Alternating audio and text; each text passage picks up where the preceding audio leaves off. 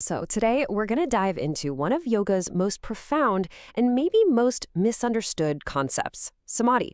You hear it talked about as this ultimate goal, right? Some kind of mystical state of enlightenment. But what does that actually mean? And how do you even get there? Well, let's take that journey inward and find out together. To get started, let's just ask a really simple question. What is true meditation? I mean, is it really just about sitting still, trying to empty your mind? Or could there be something more to it? You know, the ancient yogis saw it as much more than a single action. For them, it was a deep internal journey. And this isn't just a vague idea. The sage Patanjali, in his famous Yoga Sutras, lays this journey out with incredible detail.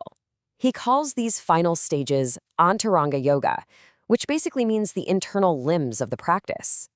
It's not just one thing. It's a path that deepens your awareness, and it moves through 3 really distinct stages. Okay, so let's start at the beginning of this inner journey. The very first step is called Dharana, and it is all about one thing, learning how to focus your mind on a single point. Patanjali's definition is pretty clear. He says Dharana is the act of binding the mind to one place. And the key word here is effortful. This is the active work of concentration. You know, like when you decide to focus on the sensation of your breath, or maybe you stare at a candle flame. It's that conscious act of telling your mind, nope, stay right here. I love this metaphor for dharana. Picture a leaky faucet. Your focus is like a single drop of water. You bring your attention to your breath, that's one drop. Then, inevitably, your mind wanders off. That's the little space between the drops. Then you notice and you gently bring it back. Boom, another drop. So this first stage is totally intermittent. It's a start and stop kind of process. But you know, as you keep practicing, something amazing starts to happen. Those little drops of concentration, they start falling closer and closer together. Until they're not even drops anymore. They transform into something else entirely. And this leads us right into the next stage, which is known as Dhyana. Dhyana is where that concentration becomes sustained, and this is so important, it becomes effortless. Patanjali calls it a continuous flow of awareness. All that hard work of constantly pulling your mind back, it just starts to dissolve. You're not fighting anymore, you're just flowing.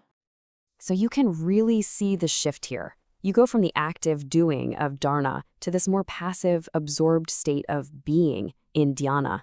And dharana, you might still have other thoughts buzzing around in the background. But in dhyana, it's like the mind becomes this single, pure stream, completely untouched by anything else. So if dharana is like dripping water, dhyana is like a smooth, thick stream of oil being poured.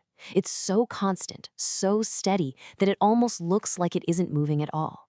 There are no more gaps. Your attention is just continuous, smooth, and completely unbroken. And this steady, unbroken flow of Vijnana, well, it's the gateway. It's the entrance to the final stage, the very culmination of this whole inner path. And this, finally, brings us to Samadhi.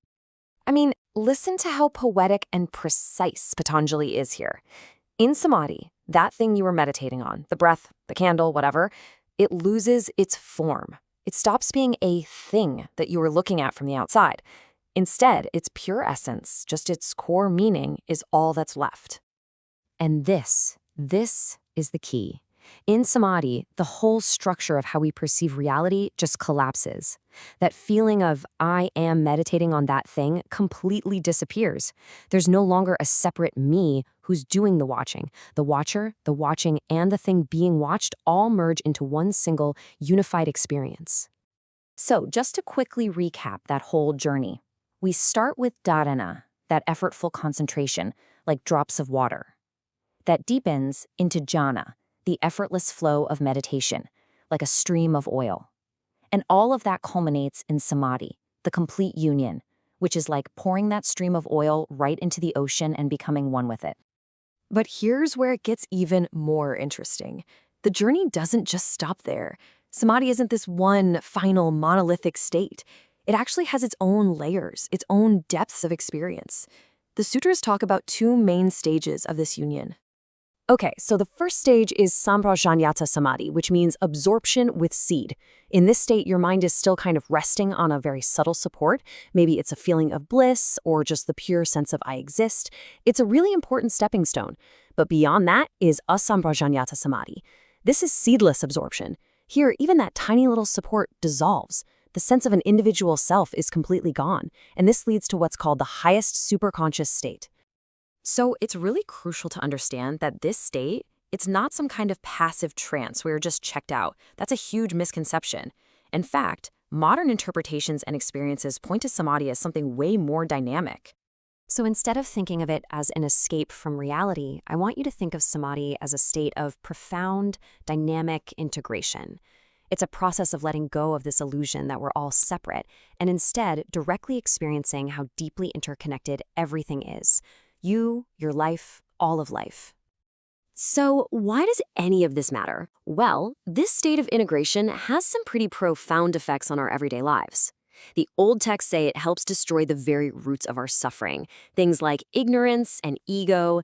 It can loosen the grip of our past actions, what we call karma, but maybe most importantly, it shows us reality as it truly is, a unified whole. And when you see that, it naturally leads to a more peaceful, more insightful, and way more compassionate life. So I'll leave you with this final thought. If samadhi isn't about checking out of the world, but about fully checking in, if the goal is to dissolve all the boundaries that make you feel separate and to just completely merge with the fabric of reality, what do you think you might start to see more clearly in your own life?